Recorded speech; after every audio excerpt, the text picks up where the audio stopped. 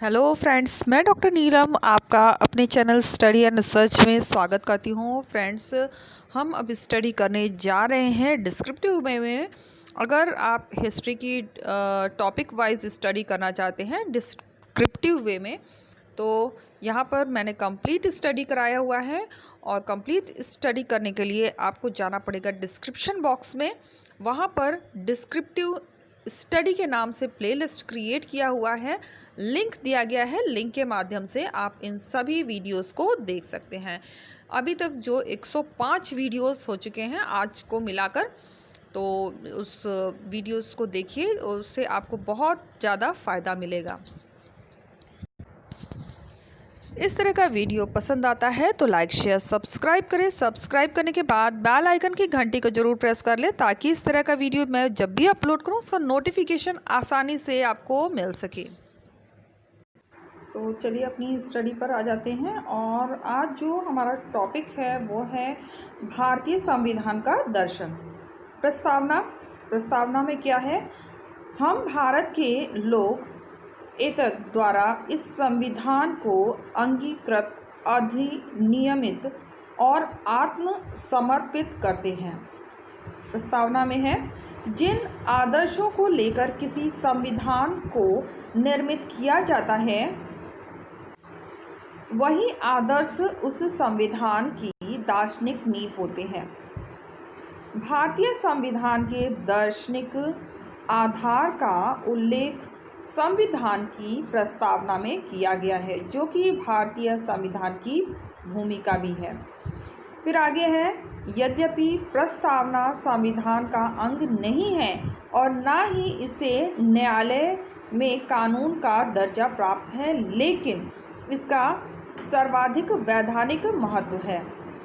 प्रस्तावना संविधान सभा में व्यक्त उन आदर्शों का प्रतीक है जिन्हें समस्त भारतीय प्राप्त करना चाहते हैं। ये आदर्श हैं न्याय, समानता, स्वतंत्रता, बंधुत्व। जब कभी संविधान के निर्वाचन में किसी शब्द की संदिग्धता के कारण कोई कठिनाई होती है, तब उस शब्द के निर्वाचन में प्रस्तावना का सहारा लिया जाता है।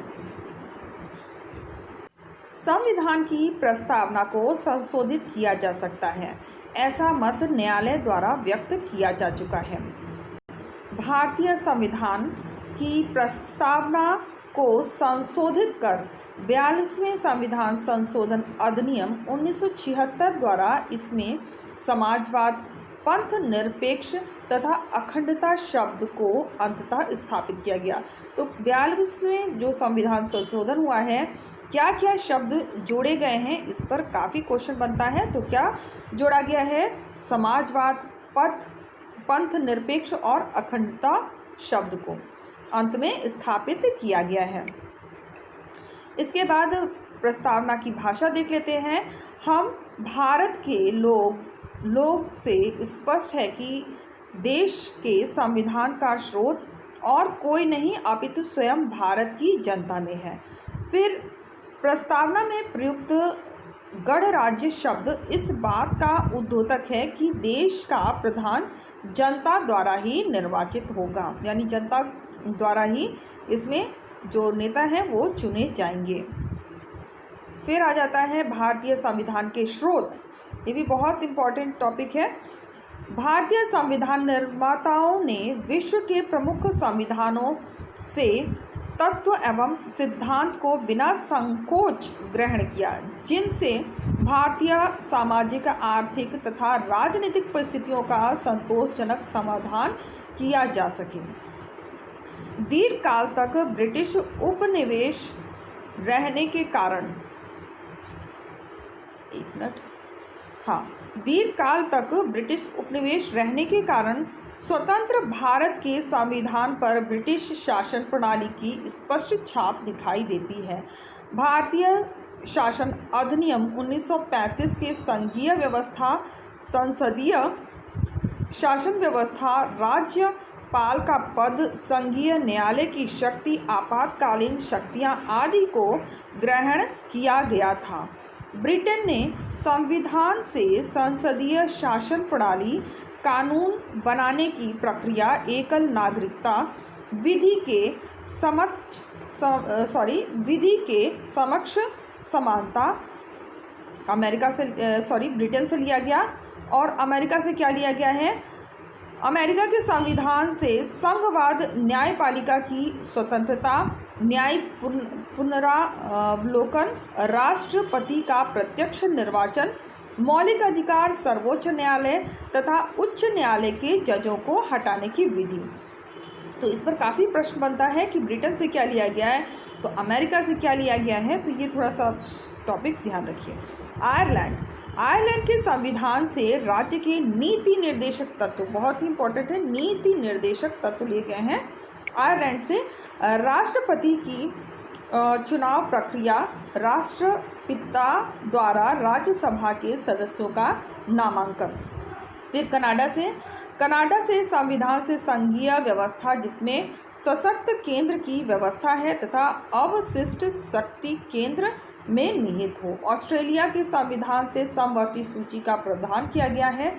जर्मनी के वीमर संविधान से आपातकाल के समय संविधान को स्थगित रखने की शक्ति, आपातकाल में संविधान को स्थगित करने की शक्ति जर्मनी से। इस पर क्वेश्चन बना भी है। और समवर्ती सूची यहाँ पे जो दिया है, समवर्ती सूची का प्रावधान ऑस्ट्रेलिया से। फिर कनाडा के अनुकरण के आधार पर भारतीय संघ को यूनियन का नाम दिया गया है। किसका नाम दिया गया है? यूनियन का नाम दिया है कनाडा से। फिर दक्षिण अफ्रीका के संविधान से संविधान संशोधन की प्रक्रिया, कि किस तरह से संविधान का संशोधन होगा, ये प्रक्रिया ली गई है दक्षिण अफ्रीका से। तो कौन सा तत्व कहाँ से लिया गया है, इस पर क्वेश्चन बनता है, इसलिए से जरूर ध्यान से देखिए।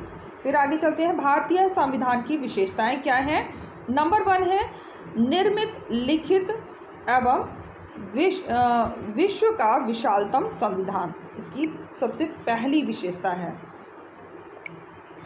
लिखित में है और बहुत ही विशाल है। फिर दूसरा है प्रभुत्व संपन्न, लोकतंत्रात्मक, पंथ निरपेक्ष, समाजवादी गणराज्य की स्थापना। आगे है संसदीय पद्धति की सरकार की स्थापना। नंबर 4 है मूल अधिकारों का समावेश। नंबर 5 है राज्य के नीति निर्देशक तत्व का समावेश। 6 पॉइंट है लचीलापन तथा कठोरता का आश्चर्यजनक मेल, यानी कठोर भी है और इसमें काफ़ी लचीलापन भी है, इसमें संशोधन आसानी से किया भी जा सकता है। आगे है केंद्र की ओर उन्मुखता। नंबर 8 पॉइंट है वयस्क मताधिकार का प्रावधान। 9 है स्वतंत्र न्यायपालिका की स्थापना, एकल नागरिकता का प्रावधान, पंथ निरपेक्ष राज्य की स्थापना, नागरिकों के मूल कर्तव्यों का समावेश, कल्याणकारी राज्य की स्थापना के उद्देश्य। इसके बाद देखते हैं हम भारतीय संविधान की प्रकृति। तो आपको फ्रेंड्स याद दिला दूं, ये 105 वीडियो चल रहा है। इसके पहले का अगर वीडियो आप देखना चाहते हैं तो डिस्क्रिप्शन बॉक्स जरूर चेक करें। हिस्ट्री डिस्क्रिप्टिव स्टडी के नाम से मैंने प्लेलिस्ट क्रिएट किया है और लिंक दिया गया है, लिंक के माध्यम से आप उन सभी वीडियोस को देख सकते हैं, जो कि टॉपिक वाइज है और बहुत ही शॉर्ट में मैंने वीडियो बनाए हैं, ताकि कोई भी टॉपिक अगर आप चाहें तो वहाँ पर जाके क्लिक करके देख सकते हैं, शॉर्ट में उसको समझ सकते हैं। सारांश है डिस्क्रिप्टिव, मतलब कि डिस्क्रिप्टिव वे में तो है, लेकिन ये बहुत ही सारांश वे पैटर्न पे है। तो चलिए आगे चलते हैं। भारतीय संविधान की प्रगति। भारत का संविधान न तो पूर्णतया एकात्मक है और न ही संघात्मक, बल्कि इसमें एकात्मक और संघात्मक दोनों संविधान के तत्व विद्यमान है। अतः इसे अर्ध संघीय संविधान कहना अधिक उपयुक्त है। क्या कहना उपयुक्त है? अर्ध संघीय संविधान। उद्देशिका। हम भारत के लोग भारत को एक संपूर्ण प्रभुत्व संपन्न समाजवादी पंथ निरपेक्ष लोकतंत्रात्मक गणराज्य बनाने के लिए उसके समस्त नागरिकों को सामाजिक, आर्थिक और न्यायिक, राजनीतिक न्याय, विचार, अभिव्यक्ति, विश्वास, धर्म और उपासना की उपासना की स्वतंत्रता, प्रतिष्ठा और अवसर की समानता प्राप्त करने के लिए तथा उन सब में व्यक्ति की गरिमा और राष्ट्र की एकता, अखंडता सुनिश्चित करने वाली बंधुत्वता को बढ़ाने के लिए दृढ़ संकल्प होकर अपनी इस संविधान सभा में आज दिनांक 26 नवंबर 1949 मिति मार्गशीर्ष शुक्ल सप्तमी संवत 2006 विक्रम को एतत् द्वारा इस संविधान को अंगीकृत, अधिनियमित और आत्मसमर्पित करते हैं। 42वें संविधान संशोधन द्वारा उद्देशिका में समाजवादी, पंथ निरपेक्ष और अखंडता शब्द जोड़ा गया। ये अभी हमने रीड किया था।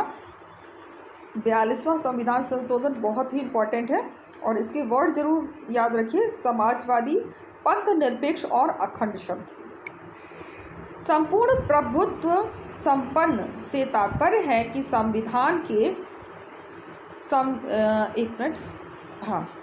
संविधान से तात्पर्य यहाँ से है। संपूर्ण प्रभुत्व संपन्न से तात्पर्य है कि संविधान के परिवर्तन के पश्चात भारत की बाह्य शक्तियों के द्वारा नियंत्रित नहीं होगा। समाजवादी से तात्पर्य सामाजिक संगठन के ऐसे सिद्धांतों या नीति से है जो उत्पादन के साधनों, पूंजी, जमीन, संपत्ति आदि का संपूर्ण समुदाय द्वारा नियंत्रण तथा स्वामित्व का समर्थन आदि तथा सभी के हित के लिए वितरण व प्रशासन की व्याख्या करता है। पंथ निरपेक्ष का से अर्थ है कि ऐसे राज्यों की स्थापना की जाए जो प्रचलित सभी धर्मों को ना तो संरक्षण प्रदान करे और ना ही राजधर्म की मान्यता दे। लोकतंत्रात्मक से तात्पर्य ऐसे राज्य से है जिसकी सरकार की स्थापना जनता द्वारा की जाती है और जनता द्वारा जिसकी सरकार की स्थापना जनता द्वारा की जाती है और जनता द्वारा निर्वाचित प्रतिनिधि जनता के हित के लिए सरकार को संबोधित करते हैं। गण राज्य से तात्पर्य ऐसे राज्य से है जिसका प्रमुख निर्वाचन होता है, न कि वंशानुगत के आधार पर नियुक्त किया जाता है। आगे का टॉपिक आ रहा है नागरिकता, लेकिन इसकी स्टडी हम करेंगे कल। तो फ्रेंड्स, आपको एक सूचना देनी थी और मैंने पिछले वीडियो में भी ये सूचना दी थी। अगर पिछला वीडियो आपने नहीं देखा होगा तो शायद सूचना नहीं मिल पाई होगी कि जिन्होंने नेट का फॉर्म फिल किया है तो उनको संशोधित करने का अवसर फिर से दिया गया है। 20 तारीख तक आप अपने फॉर्म में संशोधन कर सकते हैं। जैसा कि जो साइट है उस पर आप जाकर देख भी सकते हैं। तो उसमें फ़ोटो का हो गया, साइन का हो गया, तो वो सारे जो भी है आपकी अगर इनकरेक्ट हैं तो उन्हें संशोधित जल्द से जल्द कर लें। तो यहाँ हम आ गए हैं प्लेलिस्ट में, आप यहाँ पे देख सकते हैं बहुत सारे वीडियोस हैं और इन वीडियोस की स्टडी अगर आपको करना है तो इसके लिए आपको जाना पड़ेगा डिस्क्रिप्शन बॉक्स में। डिस्क्रिप्शन बॉक्स में इनके लिंक आपको मिल जाएंगे, लिंक के माध्यम से आप इन सभी वीडियोस को देख सकते हैं। तो जैसा कि मैंने बताया कि नेट में संशोधन का